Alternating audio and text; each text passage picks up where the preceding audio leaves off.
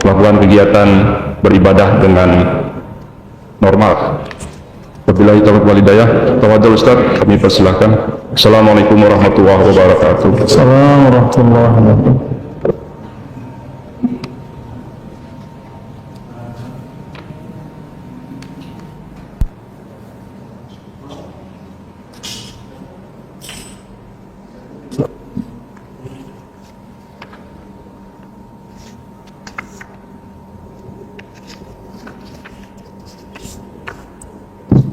Sallallahu alaihi wasallam.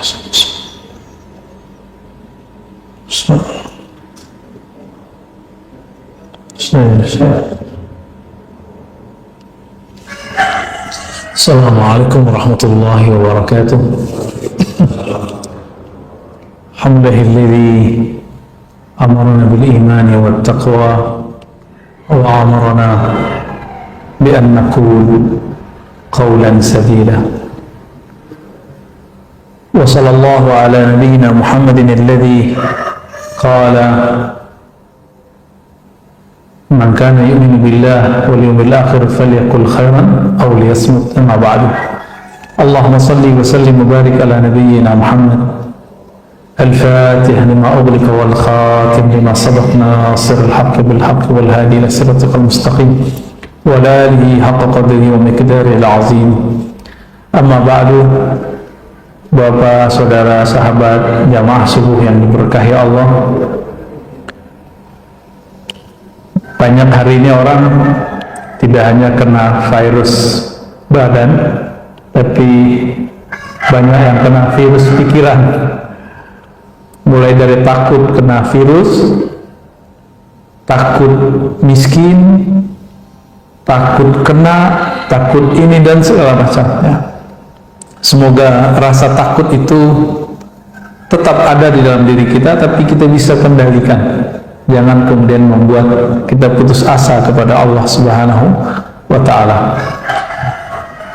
Banyak hari ini orang berkomentar untuk hal-hal yang dia tidak mengerti, cuma karena seliweran di grup-grup yang ada di WA-nya, lalu dia kemudian menjadikan itu bahan ceramahnya, bahan diskusinya, bahkan di repost ulang, di share ulang.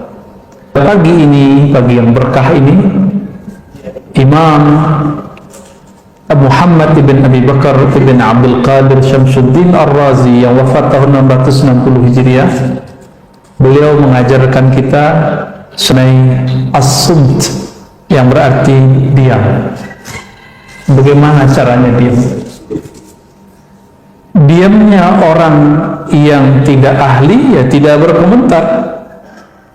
Hari ini kiai ngomongin corona ya lucu, sebagaimana dokter ngata-ngatain doa, sampai ada yang ngomong vaksin lebih baik daripada Yasin. Nah ini nggak benar. Sebagaimana ada kiai yang menghantam vaksin dengan mengatakan mending kita baca Yasin, juga sama-sama nggak benar. Ini sudah melanggar ilmunya dan dia tidak diam dalam kebodohannya. Dia berbicara dengan kebodohan. Maka dalam Al-Quran surat Al-Ahzab ayat 70, Allah Rabbuna Tabaraka wa Ta'ala berfirman, ya ayyuhallazina amanu taqullah, wahai orang beriman, hati-hatilah terhadap Allah. Saya menerjemahkan takwa begitu, hati-hati. Hati-hatilah kepada Allah, itu takwa. Wa qulu qawlan sadida, dan katakanlah kata-kata yang sadid, bukan syadid ya, sadid. Sadid pakai sin artinya tepat. Kata-kata yang tepat. Kalau nggak tepat, uskut, diam aja, jangan komentar. Di zaman serba modern ini, kita bisa komentar lewat sosial media, benernya lewat Facebook. Tuh ketahuan tuh umurnya Pak. Kalau Facebook tuh biasanya 30, 40, 50 tahun. Kalau yang anak-anak muda 20-an ya. Terada lagi kayak yang anak-anak lebih remaja, apalagi nama sosial medianya. Macam-macam Ustaz. Ustaz Harun nanti berapa Ustaz? Udah tua ya. Jangan-jangan nggak punya IG lagi. Ada satu hadis ini walaupun tidak sampai derajatnya di bawah sahih, yaitu hasan. al-bala'u muwakkalun bil mantiq. Bala bencana itu terwakilkan kapan terjadinya, kemunculannya dengan lisan. Karena semua orang mengatakan Indonesia ini negara bobrok beneran Pak. Ya, anak muda berani ngomong Indonesia bobrok sampai sana. Itu muwakkalun. Ya, coba hentikan ngomong itu. Sehari aja kita ngomong gitu langsung diberkahi Pak hari itu. Pemimpin kita zalim, iya emang pemimpin itu lawannya kawannya dua aja, gak zalim adil. Begitu dari dulu. Kalau nggak zalim adil, nggak zalim adil. Coba bisa nggak diganti redaksinya? Pemimpin kita misalnya nih zalim, oke, coba ganti lafaznya. Pemimpin kita belum sempurna keadilannya. Pemimpin kita baru berusaha adil, belum adil gitu. Bisa nggak gitu Pak? Lafaznya dihaluskan gitu. Kenapa? Karena bala bencana turun kalau lafaz sudah keluar di sini. Kata-kata keluar di sini. Bisa ya? Kita mau ngomong keras tapi keluarnya lembut, bisa nggak? Mau ngomong negatif tapi bahasanya positif, bisa nggak? Misalnya dokter nih, ukuran dia pasien ini umurnya 3 hari lagi.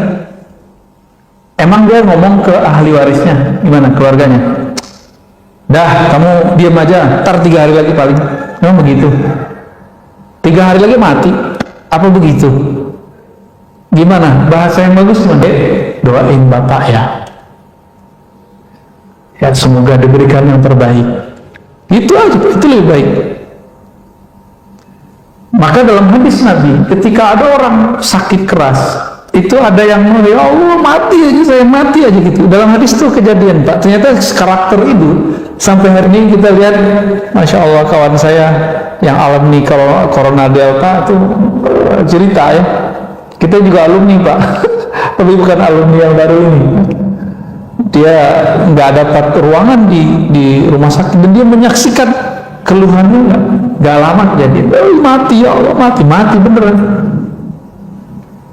Coba rasa harap hidupnya masih ada, Allah hargai dia. Jadi kalau ada orang ngomong-ngomong begitu, ya Allah dari sakitnya mati aja, tegur Pak orangnya.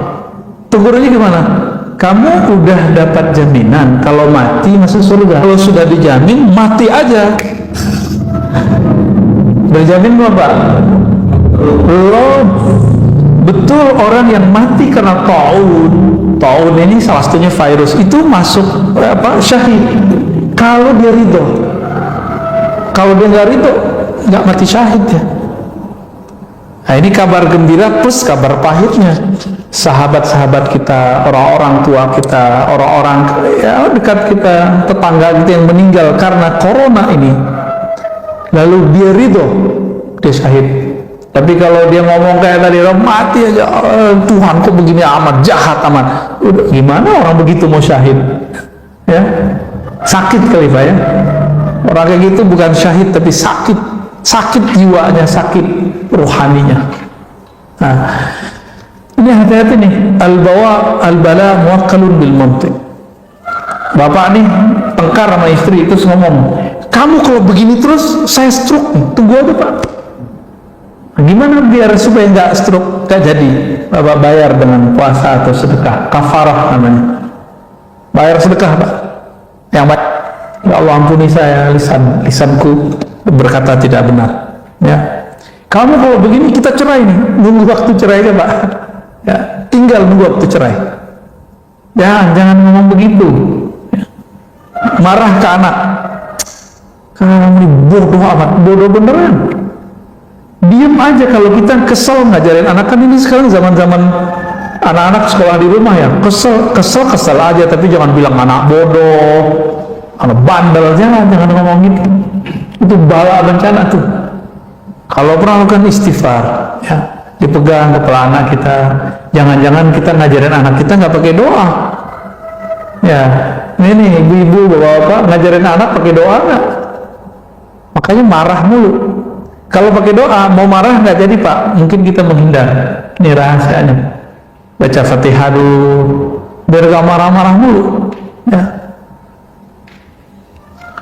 Wa qala an-nabiy sallallahu alaihi wasallam inna aktsara khayataya ibni adam fi lisanih. Tabrani dan Imam Al-Baihaqi, maknanya sahih ya, kualitasnya hasan li ghairi. Kebanyakan dosa manusia itu ada di lisannya, benar ya? Maka saya ini pak, dosa saya lebih banyak dari bapak, dari jamaah lebih banyak dosa saya. Kenapa? Saya ngomong terus pak. Itu sebabnya sebelum saya memulai, saya diam dulu, meminta pertolongan kepada Allah. Ya Allah, tolong bimbing lisanku, tolong bimbing kata-kataku, supaya tidak berkata di luar. Itu maksud pak. Kalau keceplosan, biasanya kita cepat ditarik oleh Allah. Satu kali saya pernah berkalam, menurut saya kalam saya benar, tapi itu pahit didengar oleh sekelompok orang. Ya saya minta maaf. Itu karena dibimbing tadi. Kalau nggak dibimbing nggak ada minta maaf. Walaupun kita merasa benar. Jadi kita kalau debat merasa benar, minta maaf aja. Siapa tahu kita menyakiti orang. Ya, memang ada di sini nggak pernah nyakitin orang. Apalagi saya kajian ada 3 macam kajian saya pak. Kajian ilmu tauhid itu saya menyerang orang. Tauhid ahlus sunnah kita diserang orang, ya saya serang balik dong, mempertahankan diri, mempertahankan akidah kita, manhaj kita. Boleh nggak kita dibilang sesat sama mereka? Boleh nggak kita balas? Ya boleh. Tapi ketika saya membalas, ada juga yang tersinggung. Ya wajar dong, dia menyinggung kita, kita balas menyinggung. Tapi saya bukan berniat menyinggung, saya berniat menyentuh. Cuma beberapa memahaminya saya keras. Enggak, saya nggak bermaksud begitu. Kita nggak menyimpan kebencian apapun dalam diri kita, karena cukuplah sebagai sumber yang kalau Allah pandang Allah benci ngelihatnya. Ngapain kita menyebar kebencian lagi? Ya, kritik masa nggak boleh? Emang kalau orang kritik kita berarti dia benci atau sayang, Pak? Bapak kalau dikritik orang, itu artinya orang itu benci sama kita atau sayang sama kita? Jangan sayang sama kita. Kita yang salah paham. Ya. Nah, kebanyakan orang, nah ini dosa, makanya dosa paling banyak nanti ada di para khutbah, para orator, termasuk saya ini, Pak. Apa buktinya? Coba lihat hari ini di YouTube, di sosial media, di TV, orang perang opini dengan lisan, benar ya? Benar ya? Semuanya, orang ngomong vaksin aja asbun bunyi, yang penting bunyi. Orang mengira keren itu bunyi, enggak. Keren, haibah, wibawa itu kadang-kadang nggak mesti orang berbicara.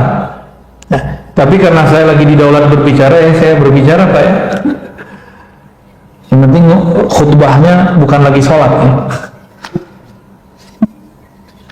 Ada kawan kita nanya, Pak, Ustadz, boleh nggak habis sholat kita baca alhamdulillah? Kan hadisnya nggak ada. Boleh nggak Ustadz, habis sholat kita buka handphone, habis assalamualaikum? Ya boleh, yang penting assalamualaikumnya udah dibaca. Gak apa-apa kan? Ya gak apa-apa. Yang penting baca dulu assalamualaikum baru ngomong apa aja. Guling-guling juga boleh ya. Wa qala sallallahu alaihi wasallam ya. Berkata baginda Nabi Muhammad SAW, hadis ini dari Tabrani, man kasura kalamu kasura saqatuh. Yang banyak ngomongnya, hati-hati, banyak sakatnya. Sakat itu kalam yang menjatuhkannya.